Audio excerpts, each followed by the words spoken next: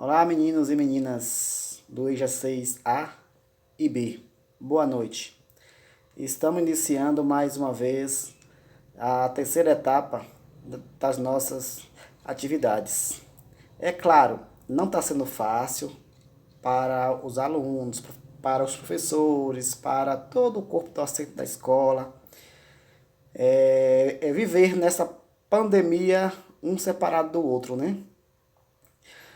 Ninguém estava preparado para esse momento. A escola não estava, o país não estava, os professores não estavam, os alunos não estavam, mas nós temos que tentar da melhor forma fazer o que tiver em nosso alcance. Isso eu falo para alguns alunos, né? Sobre esse ponto, é difícil você ter aí uma vida em uma escola que tem momento de alegria, de amizade, de lazer, às vezes tem as resenhas, essa interação gostosa que faz parte da escola, da relação aluno e o professor, que às vezes a gente fica assim dentro de casa e sente muito, muito triste, né? E quando nós estamos na escola, aquela resenha, o bate-papo, a noite passa mais rápido. E nesse momento fica o professor de um lado, o aluno do outro, e as atividades no meio sendo atrapalhadas pela a pandemia, né?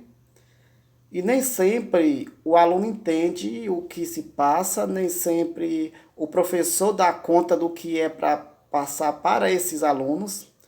Tudo isso nós entendemos essa grande dificuldade que nós estamos passando nesse momento. Mas eu acredito que dentro de mais alguns dias a rede estadual vai voltar. Isso com todo cuidado, a separação, o distanciamento de aluno por sala, deve diminuir a quantidade, né? A cada dia um X aluno para não estar muito junto. E aí nós não podemos ainda abraçarmos no início, claro, né? Mas eu acredito que o fato de estar mais perto de vocês, dentro de uma sala, é mais viável, a condição é outra de aprendizagem. E aí, nesse momento, eu até faço uma observação. Nem sempre essa rede de tecnologia consegue dar conta do que o aluno precisa. Sem falar que tem muitos alunos que não têm acesso à internet, a nada. Às vezes só tem o WhatsApp e não consegue acompanhar essas aulas remotas que estão sendo aí sendo oferecidas. Mas nós estamos cientes disso, o Estado está ciente disso e vai divulgar aí um novo calendário para tentar garantir as aulas de vocês todos para suprir esse grande prejuízo que nós vamos tendo aí com nossos alunos e também para toda a sociedade que está sofrendo nesse país. Graças a Deus, nós não temos aqui muitos casos de morte, né? Só temos um caso na cidade. Esperamos em Deus que não ocorra mais, né? E que cada um faça a sua parte de ter cuidado ao sair de casa, de usar máscara. Dito isso, vamos lá às nossas atividades, viu? O primeiro assunto que eu enviei nesse processo de educação remota foi o processo de divisão e ocupação do país ou do nosso território.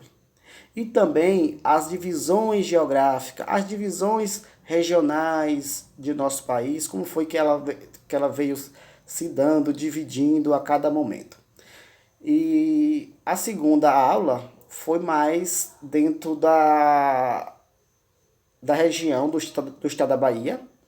Nós ficamos cientes de como a Bahia também é dividida, ou melhor, regionalizada. E aí eu priorizei mais o oeste da Bahia, com os mapas também, atividades, nesse sentido, porque eu acredito que como brasileiro nós temos que primeiro conhecer o nosso país, a ocupação dele, como se deu, como ciente, né, se deu pelo processo da colonização. E aí os povos colonizados, os colonizadores, as terras ocupadas, isso tudo cada brasileiro deve saber do seu país. O segundo momento é saber qual a região ele mora, qual a região ele ocupa, estado, município, a sua economia, o que produz.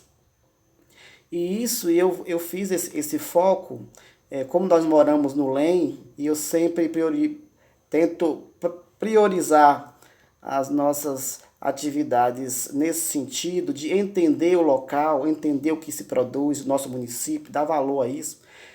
E eu foquei na economia do nosso município aqui de Luiz Eduardo Magalhães, como está localizada aí na região oeste do estado da Bahia. E também falando na região nordeste, né? Só que nós moramos em questão de estado, só para revisar, nós moramos no estado da Bahia, e que está localizado na região nordeste do Brasil, certo? A região do LEM, nós que moramos aqui há muito tempo, nós sabemos que o grande forte aqui é a agroindústria. O campo produz, o campo é quem manda no processo aqui da geração de renda e de emprego na cidade. É importante também entender por que o nosso oeste é rico, se produz muito. Aí eu tenho que entender porque tem um solo apropriado para a agricultura, tem também um clima apropriado. É claro que se usa também o processo da tecnologia, né, que hoje é o forte daqui do oeste da Bahia. E que também faz parte aí dessa grande geração de emprego, o uso das ferramentas tecnológicas. Ora, a tecnologia é boa, só que às vezes eu analiso com dois pontos, né? Ponto negativo e ponto positivo, que nós temos que analisarmos aí esses pontos. Falando sobre a tecnologia, o próximo assunto que eu postei hoje na aula de vocês, na sala, está vinculado ao tema mercado de trabalho, tecnologia e desemprego, certo? São textos, imagens, são 3 textos. O último é só para vocês terem uma ideia ou terem uma ideia das melhores profissões do futuro ou das principais que irão aí sobreviver com o mundo da evolução tecnológica. Como sabemos, a tecnologia é boa, ela ajudou e ajuda muito em nossos serviços, nossas atividades no dia a dia. Mas do outro lado, também nós temos que entender que o nosso país não está também altamente preparado para adequar as tecnologias à mão de obra dos brasileiros. Ou seja, nem todos os brasileiros têm acesso às ferramentas tecnológicas. E nesse sentido, se observa aí o grande desemprego que já está acontecendo. Quando eu falo em desemprego, não é nessa crise que nós estamos nesse momento. É um desemprego gerado pela a tecnologia. É claro que a tecnologia também gera emprego. Exemplo, que eu até brinco. Você amanhã, a mão de obra meia grosseira vai ficar sem emprego. E aí, quem vai ter emprego nessa parte altamente evoluída é quem vai aprender a manipular ou a programar, produzir robôs. Por exemplo, é uma área boa, é uma área que vai ficar aí por muitos e muitos anos e emprego garantido, de fato. Agora tem uma série de profissões que irão sumir nesse mundo de evolução tecnológica. Isso é fato. E nesse momento nós temos que se apropriarmos de uma leitura, de uns debates, para nós também se prepararmos para esse momento que já está aqui na porta. se você analisar as empresas do campo, é altamente evoluída. Aqui, quem não entende da tecnologia não vai gerenciar aquelas máquinas modernas do campo. E isso o mundo todo está buscando essa evolução, porque reduz mão de obra e aumenta o lucro. Por esse motivo, a tecnologia, que é uma ferramenta ótima, tem seus pontos bons, positivos, que é essa facilidade dentro do processo da produção industrial. E também tem esse ponto negativo. Nesse ponto, eu pedi para vocês lerem o texto, entender e elaborar uma redação geográfica. Eu gosto muito porque assim, quando a gente lê um tema que está no nosso dia a dia, a gente comenta, a gente critica, a gente dá opinião. E isso é bom, e isso é aprendizagem, certo? Eu não quero cópia de texto, não quero nenhuma cópia. Eu quero que vocês, do seu coração, do seu ponto de vista, da sua opinião, do seu conhecimento, vocês elaborem uma redação, no mínimo com 30 linhas, certo? Essa redação vocês podem também citar, eu vou dar aqui algumas ideias, né? Citar os pontos positivos do uso das tecnologias, as consequências também, que é o ponto negativo dessas ferramentas, o desemprego, que isso aí também faz parte das consequências. E o que pode ser feito para o nosso governo fazer nesse sentido de mediar esse processo junto aos brasileiros? O que é que nosso país precisa fazer? Se você pensar aqui, uma grande parte da mão de obra do LEM, quem está fora do mundo da tecnologia do campo e outras, é uma mão de obra que amanhã depois pode ficar sem emprego. Mas o nosso país, o nosso governo, quem tiver hoje, amanhã ou daqui a 10 anos, não sei, precisa atentar para isso. É tanto que nesse momento nós estamos sofrendo com isso. Sofrendo porque uma grande parte dos brasileiros não tem acesso à internet, que é uma ferramenta tecnológica. Nós estamos atrasadíssimos. Uma classe tem tudo, a outra não tem nada. Isso é o problema do nosso país. Ah, ninguém é contra a tecnologia, é ótima e é um caminho sem volta. É preciso que tenha, mas é preciso que o nosso país busque se inspirar nos países que valorizam a tecnologia. Exemplo, Japão, Nova Zelândia, Coreia do Sul e outras nações que é altamente evoluída nessa área, investe pesado na escola, o menino desde dos 6 anos, 7, 11, 15, e aí só o menino tem acesso às ferramentas, às condições.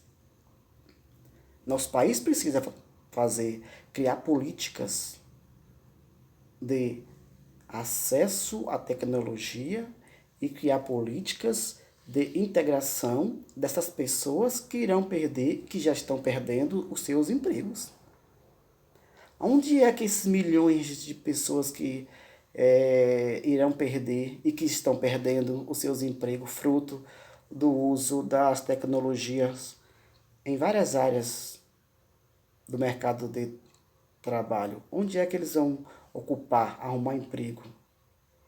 Nosso país tem como gerenciador do nosso recurso, nossa verba, nossos impostos, tem o dever de criar políticas de geração de renda, políticas de integração dos brasileiros desempregados e outros para se integrar a esse mundo tecnológico, oferecendo aí várias ferramentas como acesso a curso tecnológico a pessoas que não têm condição de fazer um curso, porque para você ter acesso a essa ferramenta para ter um emprego altamente evoluído na área tecnológica, é preciso que você gaste muito. para você estudar. E por esse motivo, o nosso país precisa e deve fazer, porque ele não faz favor para ninguém. Ele pega nosso dinheiro e que o nosso dinheiro, nossos impostos que pagamos até em uma bala, precisa ser feito para esses fins, mediar o país no processo da evolução tecnológica, do campo à cidade. Agora, o que não se deve permanecer é